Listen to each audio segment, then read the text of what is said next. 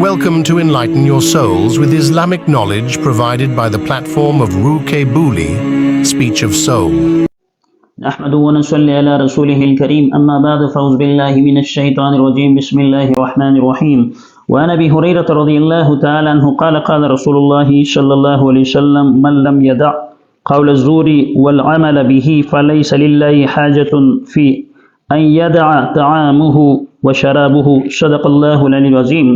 حضرت ابو ہریرہ رضی اللہ تعالیٰ عنہ سے روایت مروی ہے کہ نبی کریم صلی اللہ علیہ وسلم نے فرمایا جو شخص روزے کی حالت میں لغو و باطل کلام اور بیہودہ افعال نہ چھوڑے گا تو اللہ کو اس بات کی پرواہ نہیں ہوگی کہ اس نے اپنا کھانا پینا چھوڑ دیا ہے۔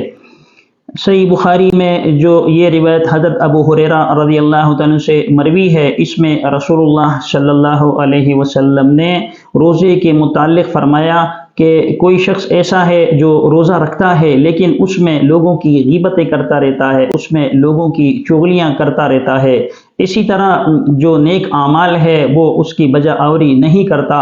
بلکہ صرف روزے کو اس چیز کا نام دیا گیا کہ کھانے پینے سے اور جماع سے اپنے آپ کو یہ روکے رکھتا ہے، تو اس شخص کے بارے میں رسول اللہ صلی اللہ علیہ وسلم نے اس بات کی صراحت فرمائی ہے کہ اللہ تبارک و تعالیٰ کو اس کے روزے کی کوئی فکر نہیں ہے۔ جو شخص لغویات سے اور اسی طرح فضول باتوں سے وہ نہیں رکتا، بلکہ روزے کا اصل مقصد ہے کہ اس سے اللہ تبارک و تعالیٰ کی رضا حاصل ہو جائے، اس سے اللہ تبارک و تعالیٰ کی خوشنودی حاصل ہو جائے اور اس میں زیادہ سے زیادہ وہ کام کیے جائیں جو آخرت کے بنانے میں اور آخرت کو سنوارنے میں کام آتے ہیں۔ لہذا اس چیز کی کوشش کی جائے کہ غیبت سے، چغلی سے، بہتان تراشی سے اور ان افعال سے اپنے آپ کو بچایا جائے جس کو شریعت نے عام حالات کے اندر بھی ممنوع قرار دیا ہے، تاکہ روزے کی جو حیثیت ہے اور روزے کا جو مقام ہے اور اس پر جو اللہ تبارک و تعالیٰ اجر و ثواب عطا فرماتے ہیں ان کے اندر کمی واقع نہ ہو۔ اللہ تبارک و تعالیٰ ہمیں روزے رکھنے اور اس کے احترام کرنے